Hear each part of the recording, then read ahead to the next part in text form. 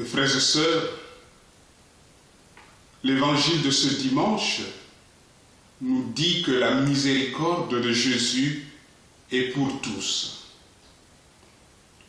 Nous le voyons invité chez un pharisien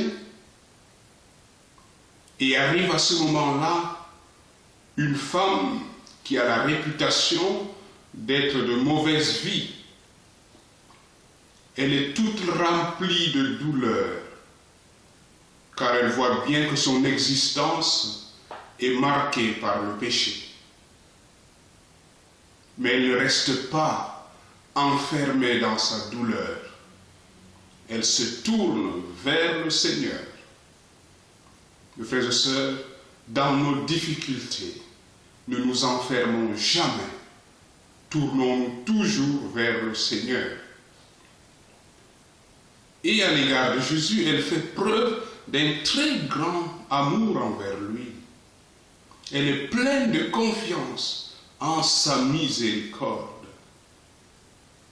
Tous les gestes affectueux qu'elle accomplit sont une manière pour elle de lui manifester son amour reconnaissant. Le pharisien, lui, de son côté, ne voit pas en cette femme ce qu'il y a de grand, de beau. Il ne voit que la pécheresse, rien d'autre. Elle est définitivement enfoncée dans son péché et sa mauvaise réputation. Ce jugement du pharisien ne lui laisse aucune chance. Mais ce n'est pas ainsi que Jésus voit les choses. Pour lui, pour Jésus, mes frères et sœurs, rien n'est perdu.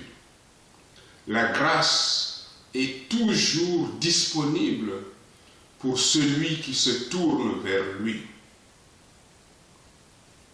Au lieu de dénoncer le péché, le Seigneur commence par parler d'abord de la générosité de cette femme et de l'amour dont elle a fait preuve. S'adressant ici à la femme, il lui dit « Tes péchés sont pardonnés ». Mais bien aimé, c'est la foi, c'est sa foi au Christ miséricordieux qui l'a sauvée. Elle a cru que Jésus était réellement son sauveur. Est-ce que Jésus est vraiment mon sauveur à moi? Cette attitude du Christ est une provocation pour nous tous.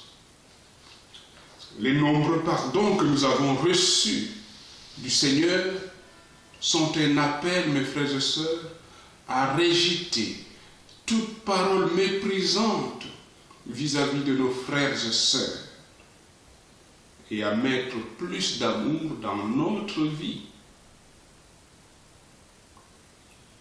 La deuxième lecture, c'est-à-dire la lettre aux Galates de ce dimanche, coïncide avec ce récit de l'Évangile.